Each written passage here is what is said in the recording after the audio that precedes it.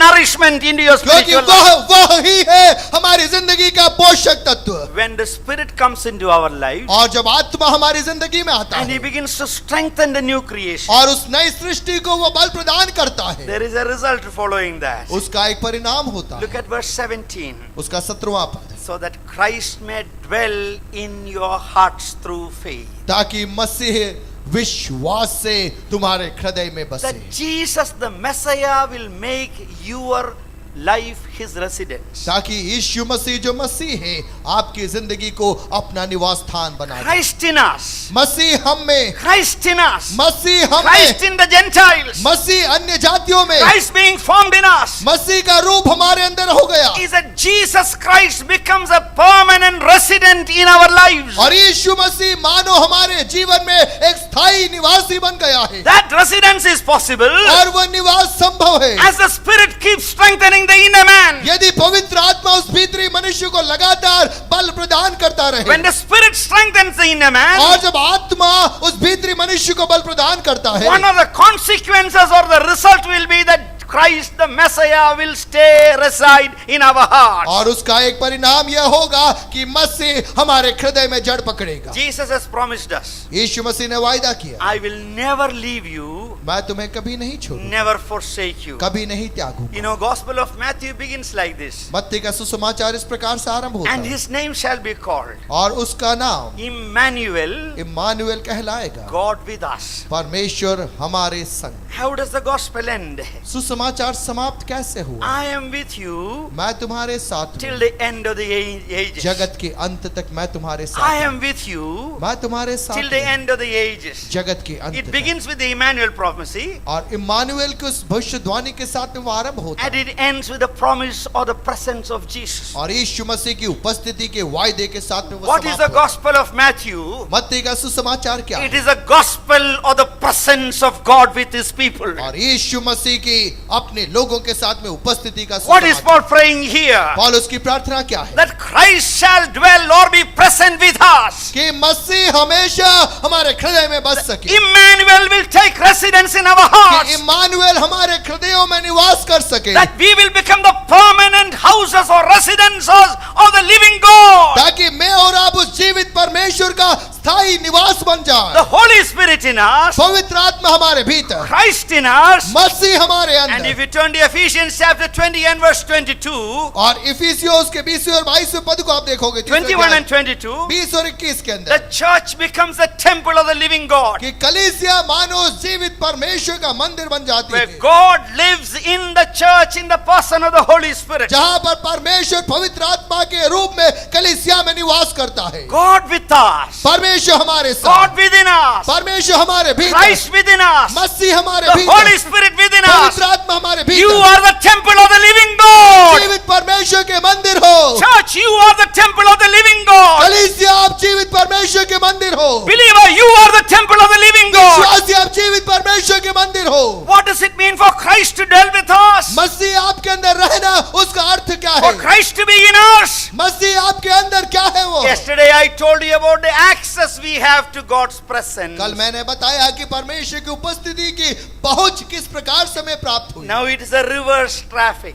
अब देखिए, मानो वो बात रिवर्स उल्टी दिशा में आपकी ओर बह रही है। Just as we are privileged to enter into the presence of God, जिस प्रकार से मुझे और आपको सौभाग्य मिला कि परमेश्वर तक हमारी पहुंच हो सके, the triune God comes to live deep within us. और अब वो त्रिएक परमेश्वर मानो हमारे अंदर पहुंच बना रहा है, हमारे अंदर निवास करने के लिए। Just as Jesus was born in the womb of Mary, जिस प्रकार से प्रभु यीशु मसीह का जन्म मरियम के गर्भ में हुआ, but that was only for 9 months. लेकिन वो केवल 9 महीने की बात थी। We all have the privilege of bearing God. लेकिन मुझे और आपको ये सौभाग्य है उस यीशु मसीह को अपने साथ में लिए चलने का, Of housing God. यीशु मसीह का एक निवास स्थान बनने का सौभाग्य हमारे The पास है। living God living with us. वो जीवित परमेश्वर हमारे अंदर जी रहा है, Christ within us. मसीह हमारे भीतर, God within us. परमेश्वर हमारे Spirit भीतर, within us. आत्मा हमारे भीतर। And then look at verses, what is it? There's 17 last portion to 19 first portion. इफिसियों 3 अध्याय 17 का आखिरी भाग से 19 के पहले भाग तक। 17b to 19a. और विश्वास के द्वारा मसीह तुम्हारे हृदय में बसे कि तुम प्रेम में जड़ पकड़कर और नेव डालकर सब पवित्र लोगों के साथ भली भांति समझने की शक्ति पाओ कि उसकी चौड़ाई, लंबाई, ऊंचाई और गहराई कितनी है, और मसीह के उस प्रेम को जान सको जो ज्ञान से परे है। That being rooted and grounded in love, प्रेम में जड़ पकड़कर और नेव डालकर you may with all the saints understand the unsearchable love of God सब पवित्र लोगों के साथ में परमेश्वर के उस बेपरिमाण प्रेम को तुम समझ पाओ and the immeasurable dimensions of God. और परमेश्वर का वह हिसाब जिसकी कोई सीमा नहीं है उसको आप समझ पाओ। The immeasurable love of God. परमेश्वर का वह प्रेम जिसे मापा नहीं जा The सकता। immeasurable grace of God. परमेश्वर का अनुग्रह जिसे मापा नहीं जा The सकता। immeasurable wisdom of God. परमेश्वर का ज्ञान जिसे मापा नहीं जा The सकता। immeasurable strength of God. परमेश्वर का बल जिसे मापा नहीं जा That सकता। you will begin to understand or swim in the person of God. ताकि आप उसे समझ ही नहीं सको, मानो परमेश्वर के उस व्यक्तित्व के अंदर आप तैर सको। But rooted and grounded in love, लेकिन प्रेम में जड़ पकड़कर और नेव डाल and it's knowing experientially the unknowable love of God, और आपके जीवन के अनुभव से परमेश्वर का वो प्रेम जिसे जाना नहीं जा सकता, व्यक्तिगत अनुभव से उसे पहचानने की you कोशिश। shall all be Alices in Wonderland but tutored by God's love and God's Holy Spirit. और आप जिस प्रकार से वो आलिस वंडरलैंड में स्वप्न लोक में थी, ठीक इसी प्रकार से आप भी उस स्वप्न लोक में विचरण करोगे परमेश्वर के प्रेम की भाषा को समझते You हुए। do not know how tall it is. आपको नहीं मालूम कितना बड़ा वो है, You do not know how deep it is. आपको नहीं मालूम कितना You गहरा don't know वो है, how long it is. आपको नहीं मालूम कितना You don't know चौड़ा, how wide it is. आपको नहीं मालूम कितना लंबा है। But there we are, splashing in the being of God. लेकिन हम परमेश्वर के उस मानव धरण ताल के अंदर जिसकी सीमाएं हमें नहीं मालूम, हम उसका आनंद उठा रहे Have हैं। you ever been, gone to a swimming pool, children? बच्चों, आप स्विमिंग पूल में गए हैं तैरने के लिए? When I was a child, जब मैं छोटा था there was no swimming pool in our village. हमारे गांव में स्विमिंग पूल नहीं था, But there was a stream in our village. लेकिन वहां पर एक नाला था जिसमें से पानी बहता। And we boys will all go and dive into हम that. सब लड़के लोग जाते उसमें छलांग लगाते, And we'll have to hear first call, second call, and then the cane call. पहली पुकार आती हम नहीं जाते, दूसरी पुकार आते तब नहीं जाते, तब छड़ी की पुकार आती तब हम चले जाते। Then suddenly we will go. अचानक हम छोड़ के चले Some जाते। days when we go to the forest to have a bath, कभी कभी जंगलों में चले जाते नहाने के my लिए। father will ask, मेरे पिताजी पूछते, "Oh, did you have to dig a well and have a bath there? I thought there was a stream." अब मैंने सोचा कि वहां पे नाला है, पर तुम्हें लगता है ऐसा रहा कि मानो तुम गए कुआं खोदा और उसके बाद पानी निकाल के नहा के आ रहे You know हो। what I am saying? आपको मालूम है मैं क्या कह रहा You हूं? show children some water, आप बच्चों को थोड़ा पानी दिखा दो, they will just enjoy water. वे जो पानी मिल जाए उसमें आनंद बना लेंगे। They'll say, "Mommy, 5 more minutes, 5 more mummy minutes." बोलेंगे 5 मिनट और 5 मिनट और थोड़ा समय और But दो। 5 minutes will never come. उनका 5 मिनट खत्म नहीं होगा। Imagine such an introduction into who God is. आप कल्पना कीजिए परमेश्वर कौन है, उस परमेश्वर के साथ में आपका परिचय की शुरुआत The इस प्रकार love से हो of Jesus, the Messiah. जाए। यीशु मसीह, मसीह का प्रेम, The wisdom of Jesus. यीशु मसीह का बुद्धि, The grace of God. परमेश्वर का अनुग्रह, The power of God. परमेश्वर की सामर्थ, The mercy of God. परमेश्वर की दया। Oh, we need to taste and see that the Lord is good. प्रियो, हमें चख कर जानना है यहोवा कितना भला है। My friend Bishop, मेरे मित्र bishop he always carries a magic bottle with him. अपने साथ में एक जादुई बोतल लेकर चलते हैं, And except coffee and tea and ice cream, whatever you give him, he'll open the magic bottle and put in it. और आप कुछ भी इसको चाय कॉफी और इनके अलावा कुछ भी दोगे, उस मैजिक की बोतल है, जादू की बोतल में वो डाल देंगे। That is a magic bottle. वो एक जादुई बोतल I है। asked him, what is in that magic bottle? मैंने उनसे पूछा कि यार ये जादू की बोतल में क्या I है? will not tell them that. मैंने कहा मैं नहीं बताऊंगा। I said, my wife has, banned it from our house. और मैंने कहा मेरी पत्नी ने तो बिल्कुल बैन कर रखा है कि ये नहीं होना चाहिए घर में। But this magic bottle, you see, लेकिन इस मैजिक बोतल को देखिए, it gives taste to him. वो उन्हें स्वाद देता है। God wants us to relish him.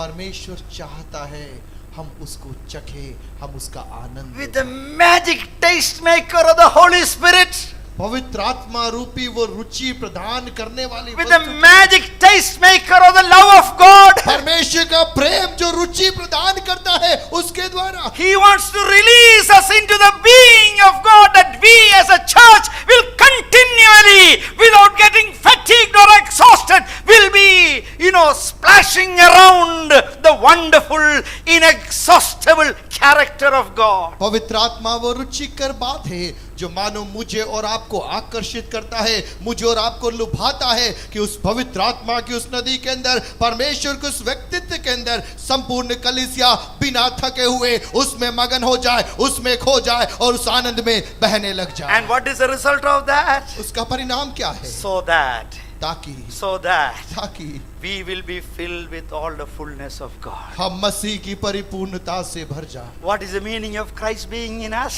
मसीह हमारे अंदर, उसका अर्थ क्या Christ है? being formed in us. मसीह का रूप हमारे अंदर निर्मित होना, उसका अर्थ We क्या will be है? established in our faith. हम हमारे विश्वास में जड़ पकड़ेंगे, We will be strengthened by the Holy Spirit. पवित्र आत्मा के द्वारा हम दृढ़ हो जाएंगे। We will understand increasingly, tastingly, experientially what the love of God is. परमेश्वर का प्रेम क्या है उसे हम केवल समझेंगे नहीं, लेकिन व्यक्तिगत जीवन में उसे अनुभव भी करेंगे। We will begin to explore God like little children in a wonderland. छोटे बच्चे स्वप्न लोक में जिस प्रकार से खो जाते हैं, ठीक उसी प्रकार से मैं और आप परमेश्वर की उस अद्भुतता के अंदर हम भी अपने आप को खो देंगे। And we will be filled with the character of God. परमेश्वर के चरित्र से हम भर जाएंगे। That all that God can give to us, वह सब है जो परमेश्वर हमें दे सकता the है। fullness of God. परमेश्वर की परिपूर्णता, That is what Jesus was. वह यीशु था।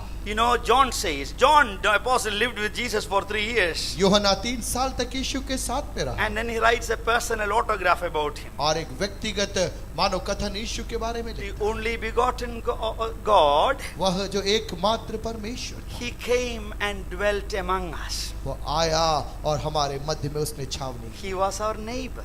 वह हमारा पड़ोसी था, We touched him. हमने उसे छुआ, We talked to him. हमने उससे बात की, We walked with him. हम उसके साथ We lived with him. हम उसके साथ रहे And we beheld, we saw something. और हमने कुछ देखा। We saw the invisible God in him. हमने उसमें अदृश्य परमेश्वर को देखा And he was full of grace and truth. और वह अनुग्रह और सच्चाई से भरा हुआ था And out of his grace, he has poured grace into us. और उसके उस अनुग्रह से हमारे ऊपर उसने अपना अनुग्रह That is what God wants to do in us. परमेश्वर वही हमारे अंदर करना When the चाहता है। Messiah lives with us, the Gentiles, जब मसीह मैं और आप जो अन्य जाति है हमारे अंदर रहता when है, Christ is formed in us, जब मसीह हमारे अंदर रूप उसका निर्मित होता है, we will be filled into all the fullness of God. हम मसीह की परिपूर्णता में भर जाएंगे, We'll grow in the grace of God. मसीह के अनुग्रह में We बढ़ेंगे, participate in the truth of God. हम मसीह के सच्चाई में सहभागिता करेंगे We begin to enjoy and pass around the love of the Messiah. और मसीह के प्रेम को न केवल हम आनंद उठाएंगे लेकिन हम अन्यों तक भी We पहुंचाएंगे। become merciful people. हम दया दिखाने वाले लोग हो We'll जाएंगे, become loving people. हम प्रेम करने वाले लोग बन We जाएंगे, become truthful people. हम सत्य बोलने वाले लोग बन We जाएंगे, become gracious people. हम अनुग्रह करने वाले लोग बन That जाएंगे। India will see Jesus walking in their villages.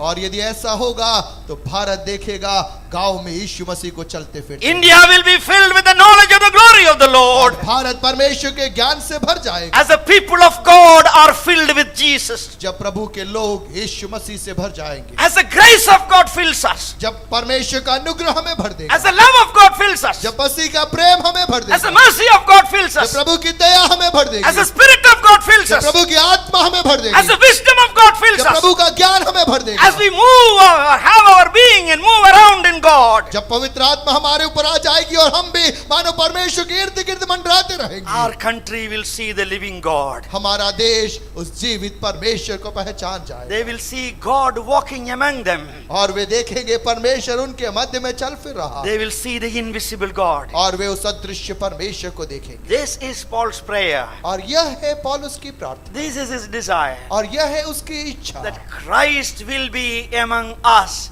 the Gentiles, the hope of glory. ताकि मसीह जो मैं और आप अन्य जाति है हमारे मध्य में रहे, जो महिमा की आशा है। Who are you? आप कौन हो? You are in Christ. आप मसीह में, You are a new creation. आप एक नई सृष्टि हो। You are the temple of the living God. आप जीवित परमेश्वर के मंदिर हो। God wants to strengthen your heart. परमेश्वर आपके हृदयों को बल देना चाहता God है। wants to build your faith. परमेश्वर आपके विश्वास को बढ़ाना God चाहता wants to है। invest His Holy Spirit into your heart. परमेश्वर अपनी पवित्र आत्मा को मानो आपके हृदय में निवेश करवाना He wants चाहता है। as Emmanuel to stay with you. परमेश्वर चाहता है कि इम्मानुएल आपके संग बना रहे। He wants to be your constant companion. वह आपका नित्य संगी बनना चाहता है। God wants to live deep within you. परमेश्वर आपकी जिंदगी को उन गहरे प्रदेशों में रहना चाहता है। God wants to have intimate knowledge and fellowship with you. परमेश्वर आपके साथ में एक अंतरंग संबंध को, संगति को बनाना चाहता है। God wants us to understand